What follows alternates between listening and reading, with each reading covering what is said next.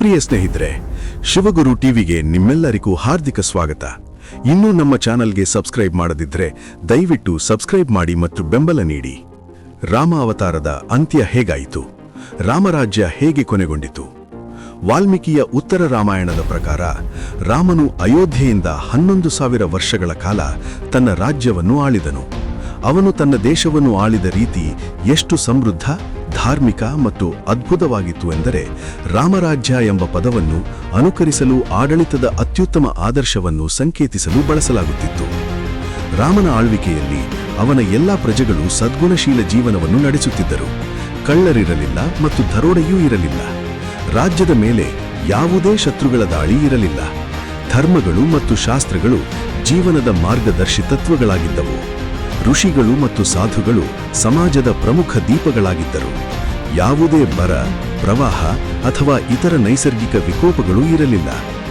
ರಾಮನು ಅಯೋಧ್ಯೆಯನ್ನು 11,000 ವರ್ಷಗಳ ಕಾಲ ಆಳಿದ ನಂತರ ಯಮನು, ಅಂದರೆ ಕಾಲದ ಅಧಿಪತಿಯು, ಅಯೋಧ್ಯೆಯ ರಾಜನ ಅರಮನೆಯಲ್ಲಿ ವೇಷ ಧರಿಸಿ ರಾಮನನ್ನು ಭೇಟಿಯಾಗಲು ಬಂದನು. ಅವನು ರಾಮನೊಂದಿಗೆ ಒಂದು ಪ್ರಮುಖ ವಿಷಯದ ಕುರಿತು ಸಂಪೂರ್ಣ ಖಾಸಗಿ ಮಾತುಕತೆ ನಡೆಸಲು ಬಯಸಿದನು. ಕೋಣೆಗೆ ಯಾರೂ ಪ್ರವೇಶಿಸದಂತೆ ತಡೆಯಲು ಕಾವಲುಗಾರನಾಗಿ ಬಾಗಿಲಿನ ಹೊರಗೆ ನಿಲ್ಲುವಂತೆ ರಾಮ ಲಕ್ಷ್ಮಣನನ್ನು ಕೇಳಿಕೊಂಡನು ಮತ್ತು ಖಾಸಗಿ ಚರ್ಚೆಗಳ ಸಮಯದಲ್ಲಿ ಕೋಣೆಗೆ ನುಸುಳುವವರನ್ನು ಕೊಲ್ಲಲಾಗುವುದು ಎಂದು ಎಚ್ಚರಿಸಿದನು. ಒಮ್ಮೆ ಒಂಟಿಯಾದಾಗ ಯಮನು ಬ್ರಹ್ಮನ ಸಂದೇಶವನ್ನು ತಿಳಿಸಿದನು. ರಾವಣನನ್ನು ಸಂಹರಿಸಿದ ನಂತರ ವಿಷ್ಣು ರಾಮನ ಅವತಾರವನ್ನು ತೆಗೆದುಕೊಳ್ಳುವ ಉದ್ದೇಶವು ಮುಗಿದು ಹೋಗಿದ್ದರಿಂದ ಮತ್ತು 11,000 ವರ್ಷಗಳ ಕಾಲ ರಾಜ್ಯವನ್ನು ಆಳುವ ಅವನ ಬಯಕೆಯೂ ಮುಗಿದು ಹೋಗಿದ್ದರಿಂದ ಈಗ ರಾಮನು ತನ್ನ ಐಹಿಕ ದೈವಿಕ ಆಟವನ್ನು ಬಿಡಲು ಬಯಸಿದರೆ ವಿಷ್ಣುವಾಗಿ ತನ್ನ ಸ್ವರ್ಗೀಯ ನಿವಾಸಕ್ಕೆ ಮರಳಲು ಸಮಯ ಬಂದಿದೆ ಎಂದು. ರಾಮನು ಈ ಲೋಕದಲ್ಲಿ ಮುಂದುವರಿಯುವುದಕ್ಕಿಂತ ತನ್ನ ನಿವಾಸಕ್ಕೆ ಮರಳಲು ತಾನು ಇಷ್ಟಪಡುತ್ತೇನೆ ಎಂದು ಒಪ್ಪಿಕೊಂಡನು.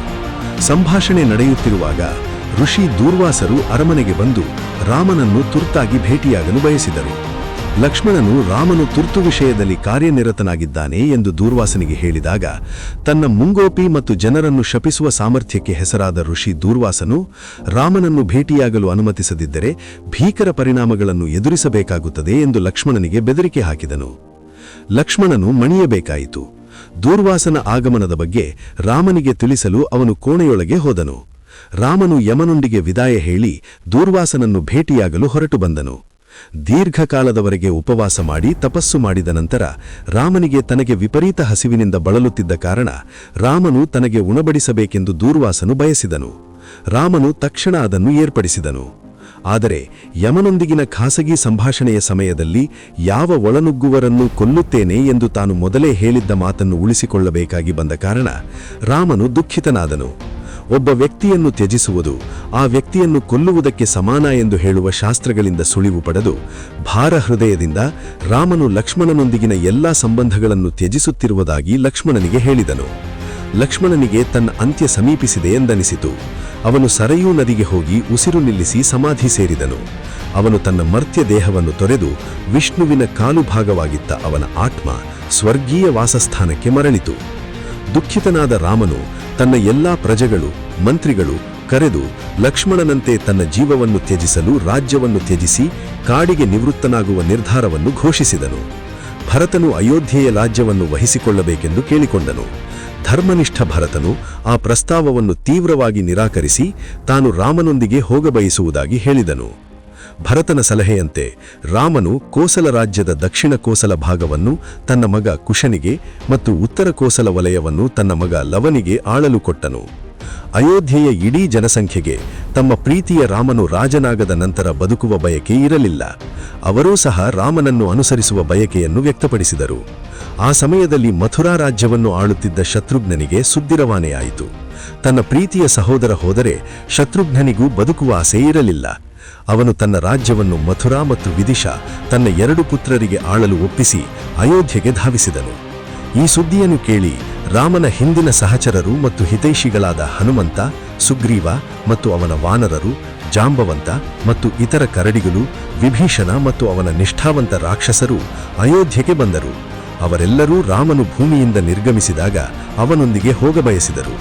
ಆದರೆ ರಾಮನು ಹನುಮಂತ ಮತ್ತು ವಿಭೀಷಣರು ಚಿರಂಜೀವಿಗಳಾಗಲಿ, ಅಂದರೆ ಸದಾ ಜೀವಂತವಾಗಿರಲಿ ಎಂದು ಆಶೀರ್ವದಿಸಿದನು. ರಾಮನ ಭಕ್ತರು ರಾಮನ ಮಹಿಮೆಯನ್ನು ಹಾಡಿದಲ್ಲಲ್ಲಿ ಅವರ ಸಹವಾಸವನ್ನು ಹನುಮನು ಆನಂದಿಸಬೇಕೆಂದು ಅವನು ಬಯಸಿದನು. ವಿಭೀಷಣನು ತನ್ನ ಶ್ರೀಲಂಕಾ ರಾಜ್ಯವನ್ನು ಆಳುತ್ತಲೇ ಇರಬೇಕೆಂದು ಅವನು ಬಯಸಿದನು. ಜಾಂಬವಂತ ಮತ್ತು ಅವನ 5 ಸಹಚರರು ಕಲಿಯುಗದವರೆಗೆ ಬದುಕಲಿ ಎಂದು ಅವನು ಆಶೀರ್ವದಿಸಿದನು. ಸುಗ್ರೀವ ತನ್ನ ರಾಜ್ಯದ ಜವಾಬ್ದಾರಿಯನ್ನು ತನ್ನ ಮಗ ಅಂಗನಿಗೆ ಒಪ್ಪಿಸಿದ್ದೇನೆ ಮತ್ತು ಇನ್ನು ಮೇಲೆ ಬದುಕುವ ಬಯಕೆ ಇಲ್ಲ ಎಂದು ಹೇಳಿದನು. ಎಲ್ಲ ವಾನರರು ಸಹ ಹಾಗೆಯೇ ಹೇಳಿದರು. ಹೀಗೆ ರಾಮ, ಭರತ, ಶತ್ರುಘ್ನ, ಅವರ ಕುಟುಂಬಗಳು, ಸೇವಕರು, ಮಂತ್ರಿಗಳು, ವಾನರರು, ಕರಡಿಗಳು ಮತ್ತು ರಾಕ್ಷಸರು ಮತ್ತು ಅಯೋಧ್ಯೆಯ ಇಡೀ ಜನತೆಯು ತಮ್ಮ ದನಗಳು ಮತ್ತು ಪಕ್ಷಿಗಳೊಂದಿಗೆ ನಗರವನ್ನು ತೊರೆದು ಸರಯೂ ನದಿಗೆ ಹೋಗಿ ವೇದಸ್ತುತಿಗಳನ್ನು ಪಠಿಸಿದರು. ಅವರಲ್ಲಿ ಯಾರಿಗೂ ಯಾವುದೇ ಚಿಂತೆ ಇರಲಿಲ್ಲ ಮತ್ತು ಎಲ್ಲರೂ ತುಂಬ ಸಂತೋಷಪಟ್ಟರು. ಪ್ರಾಣಿಗಳು ಮತ್ತು ಜೀವಿಗಳು ಸೇರಿದಂತೆ ರಾಮನು ಹೊರಟು ಹೋಗುವುದನ್ನು ನೋಡಿದ ಎಲ್ಲರೂ ಸಂತೋಷದಿಂದ ಸ್ವರ್ಗೀಯ ವಾಸಸ್ಥಾನವನ್ನು ಏರಲು ಅವನೊಂದಿಗೆ ಸೇರಿದರು. ಬ್ರಹ್ಮದೇವನ ನೇತೃತ್ವದಲ್ಲಿದ್ದ ಎಲ್ಲಾ ದೇವಲೋಕದ ದೇವತೆಗಳು ತಮ್ಮ ಭಗವಂತನನ್ನು ಸ್ವಾಗತಿಸಲು ಸರಯೂ ನದಿಯ ಬಳಿಯ ಆಕಾಶದಲ್ಲಿ ಒತ್ತುಗೂಡಿದರು. ಅವರು ತಮ್ಮ ಭಗವಂತನಾದ ವಿಷ್ಣುವನ್ನು ಸ್ತುತಿಸಿ ಅವನನ್ನು ಸ್ವಾಗತಿಸುತ್ತಾ ಸ್ತೋತ್ರಗಳನ್ನು ಪಠಿಸಿದರು. ರಾಮನು ಬ್ರಹ್ಮನನ್ನು ತನ್ನ ಎಲ್ಲಾ ನಾಗರಿಕರು, ಅನುಯಾಯಿಗಳು ಮತ್ತು ಪ್ರೇಮಿಗಳು ಸೇರಿದಂತೆ ತನಗೆ ಗೌರವ ಮತ್ತು ಭಕ್ತಿಯಿಂದ ಸೇವಿಸಿದ ಪ್ರಾಣಿಗಳು ಮತ್ತು ಜೀವಿಗಳನ್ನು ಸ್ವರ್ಗೀಯ ಲೋಕಕ್ಕೆ ಅನುಮತಿಸಲು ಬೇಡಿಕೊಂಡನು. ಬ್ರಹ್ಮನು ಅವರೆಲ್ಲರನ್ನೂ ಅವರು ಮಾಡಿದ ಯಾವುದೇ ಪಾಪಗಳನ್ನು ಲೆಕ್ಕಿಸದೆ ಬ್ರಹ್ಮಲೋಕದ ನಂತರ ಇರುವ ಸಂತಾನಕ ಎಂದು ಕರೆಯಲ್ಪಡುವ ಪ್ರದೇಶಕ್ಕೆ ಸೇರಿಸುವೆನು ಎಂದನು. ಹಿಂದೆ ವಿವಿಧ ರೂಪಗಳನ್ನು ಧರಿಸಿ ರಾಮನ ಅವತಾರದ ಚಟುವಟಿಕೆಗಳಲ್ಲಿ ಸಹಾಯ ಮಾಡಲು ಭೂಮಿಗೆ ಇಳಿದು ಬಂದ ಎಲ್ಲಾ ಆಕಾಶ ಜೀವಿಗಳು ತಮ್ಮ ಮೂಲ ದೈವಿಕ ರೂಪಗಳನ್ನು ಮರಳಿ ಪಡೆಯುತ್ತಾರೆ ಎಂದನು. ರಾಮನ ನೇತೃತ್ವದಲ್ಲಿ ಅವರೆಲ್ಲರೂ ಆನಂದದಿಂದ ಸರಯೂ ನದಿಯ ನೀರಿನಲ್ಲಿ ಮುಳುಗಿ ತಮ್ಮ ದೇಹಗಳನ್ನು ತೊರೆದು ಉನ್ನತ ಲೋಕಗಳಿಗೆ ಏರಿದರು. ರಾಮನ ಬಗ್ಗೆ ಮಾಹಿತಿ ನಿಮಗೆ ಇಷ್ಟವಾಗಿದೆ ಎಂದು ಭಾವಿಸುತ್ತೇವೆ. ನಿಮ್ಮ ಸಲಹೆ ಸೂಚನೆಗಳೇನಾದರೂ ಇದ್ದರೆ ದಯವಿಟ್ಟು ಕಮೆಂಟ್ ಬಾಕ್ಸ್ನಲ್ಲಿ ಕಮೆಂಟ್ ಮಾಡುವುದರ ಮೂಲಕ ನಿಮ್ಮ ಅಭಿಪ್ರಾಯವನ್ನು ಹಂಚಿಕೊಳ್ಳಿ. ನಮಸ್ಕಾರ.